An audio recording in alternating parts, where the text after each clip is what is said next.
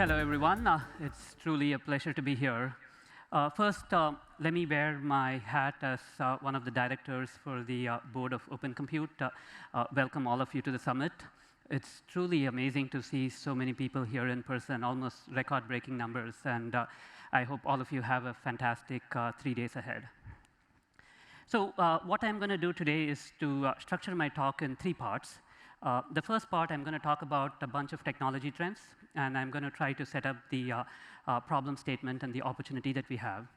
In the second part of the talk, I'm going to talk about how we are at a very interesting era of system design, where we are radically rethinking everything, every layer of the stack, all the way from silicon to software.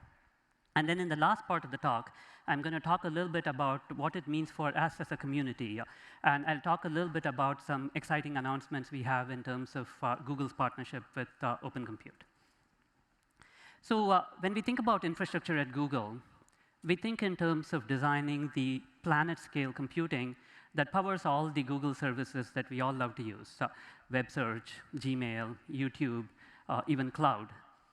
And for the past 2.5 decades, we have done a fairly good job solving some pretty significant challenges at tremendous scale. How do we get performance, efficiency, resilience, reliability?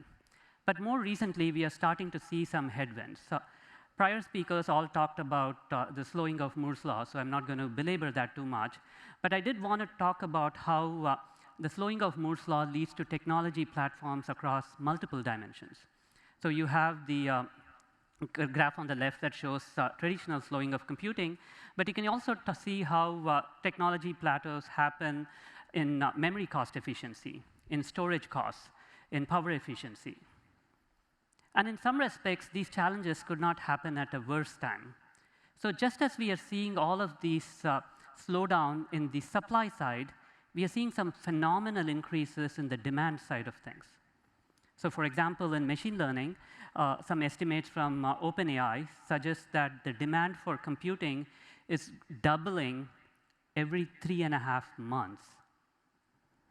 Similarly, cloud computing is a fairly new disruptive technology, and the adoption of cloud computing is exponentially increasing, with businesses spending hundreds of billions of dollars per year on the digital transformation of their businesses.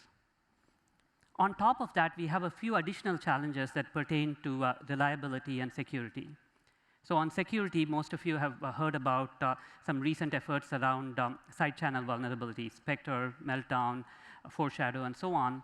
But what is very interesting is that the fix to these security problems often involves some pretty significant performance trade-offs. Similarly, Zane talked about reliability in his keynote as well. What we are finding is that the slowing of technology scaling leads to increased silicon falls, silent data corruptions, and once again, the fix to all of this involves some pretty significant performance trade-offs.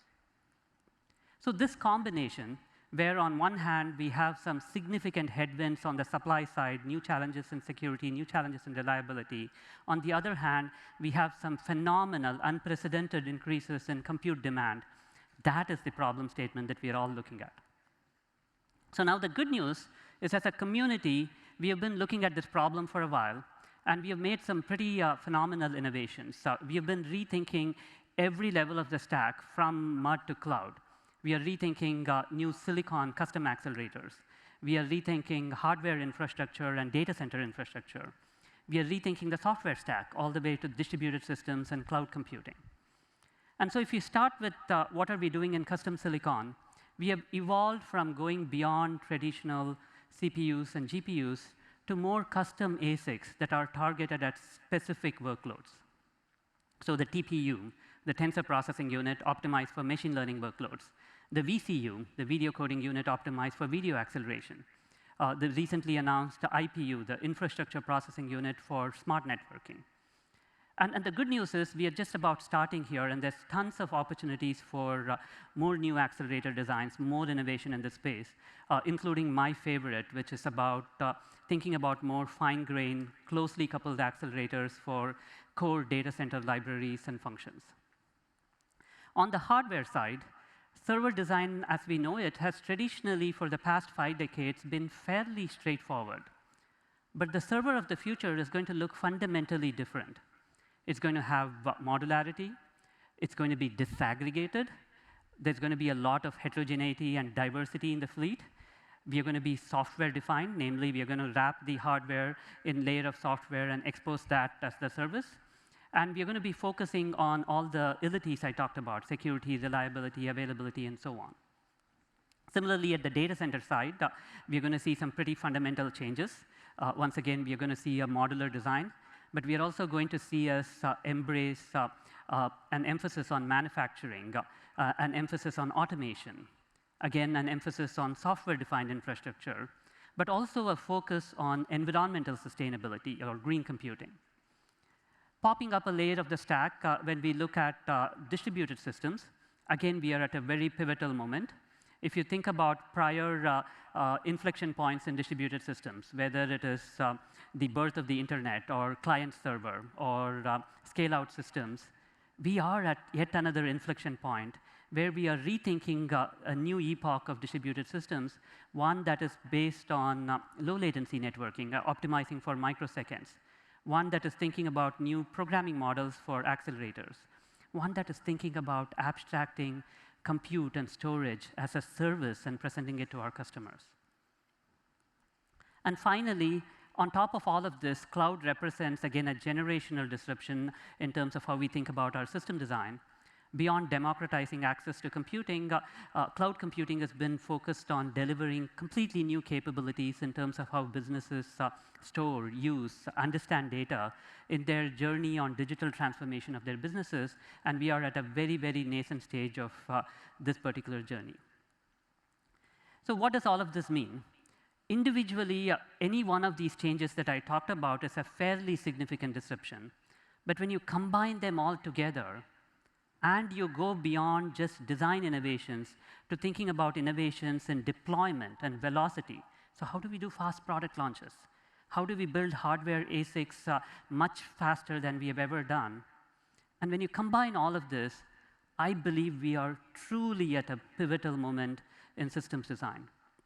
A once-in-a-generation, a career-defining moment where we will all look back and say, hey, we got a chance to do this. Now, when I talk about this new era of systems, this new excitement that I have around that, it is not going to be possible if we don't have a corresponding emphasis on innovation in open industry ecosystems as well. Google is obviously no stranger to open source contributions. We have played a leadership role in fostering several open source systems, whether it is Kubernetes, you just heard from Linux Foundation, Android, Chrome, TensorFlow, a lot more. And what we have found is that contributions to open source can be multidimensional. We can start off with standardizing industry standards and increasing the adoption for the entire community to do. Or we can think in terms of growing the ecosystem, make specific contributions to the community, support through engineering resources, through cloud resources. Or we can provide broad leadership, either at the policy level or at the board level, or share best practices, opensource.google.com or something of that kind.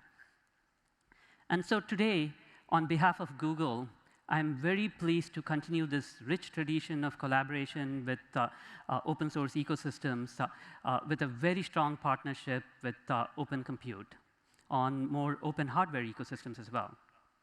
Over the next 3 days, you'll see more than 40 different talks where you will see Google participation, leadership, collaboration with a broad set of industry partners, where we'll be making a whole bunch of different announcements.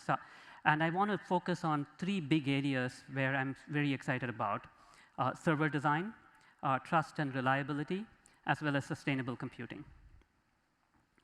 So our first contribution is around the area of server design. I already briefly talked about how the server of the future is going to be very different than what we have seen in the past. And so if you think about all the changes I talked about, whether it's around accelerators or disaggregation, all of that comes with significant complexity.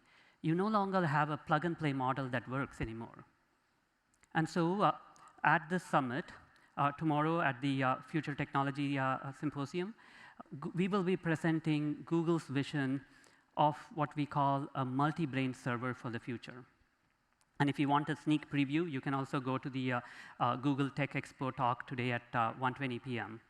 And in these talks, we will share how we are working with the broad open compute community to collaborate on all the individual components that together make this vision a reality.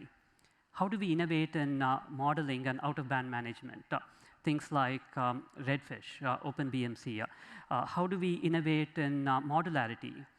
You heard about Zane talking about Google's collaboration on DCMHS.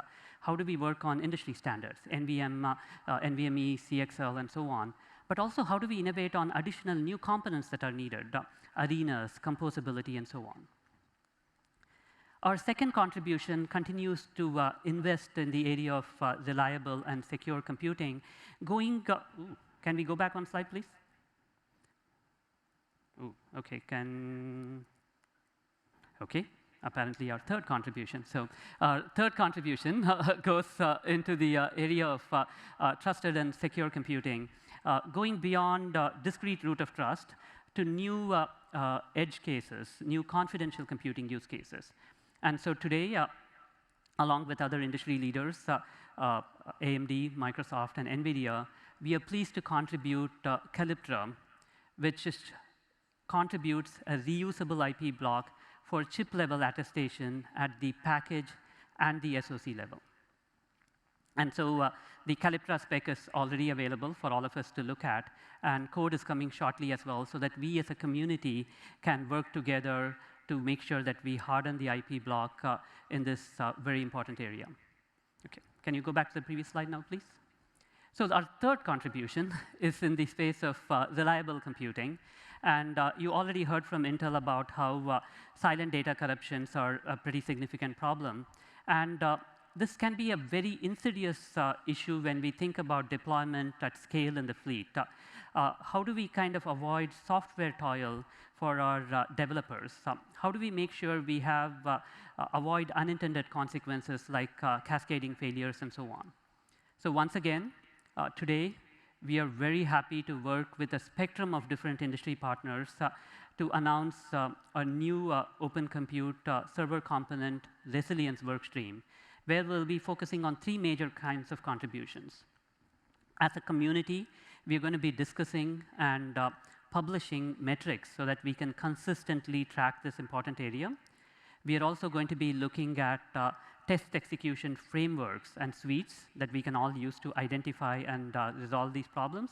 But we are also going to be looking at test environments that can provide access to faulty devices across both industry and academia so that we can encourage more research to take a full systems approach to solving some of these problems. So the final contribution I want to highlight today is around sustainable computing. So you've already heard this theme throughout all the prior talks as well. And Google, again, has been a leader in sustainability. We were the first to go carbon neutral in 2007, 100% renewable energy in 2014. And we have a very audacious commitment to go net zero emissions across our entire value chain by 2030. And it's not just within Google. As the cleanest cloud in the industry, we've also helped share these best practices with our customers, whether it is new carbon reporting for cloud customers like Twitter, or enable customers like Etsy to have dramatic energy savings. So today at Open Compute, we are extremely delighted to strongly support Open Compute in sustainability as the fifth tenet. And we intend to contribute on multiple dimensions. We are hoping to initiate and lead the conversation around industry standards and come up with important metrics in the space. But we are also looking forward to contributing our best practices, whether it is some of the phenomenal work we have done around carbon-aware scheduling, or some of the optimizations we have done to reduce Scope 1, Scope 2, and Scope 3 emissions. So I want to conclude with basically leaving you with two top-level messages. Number one, we are at a fundamental inflection point in defining a new era of systems. Every level of the stack, from silicon to hardware to data center to distributed systems to cloud computing to velocity, is being reinvented. It is a very, very exciting journey, one that we are all going to look forward to. And this journey will not be possible without equally vibrant, open industry ecosystems. Google is extremely pleased to collaborate with Open Compute on this journey, and I hope all of you can also join us in this journey as well. Thank you for your time, and enjoy the rest of your conference.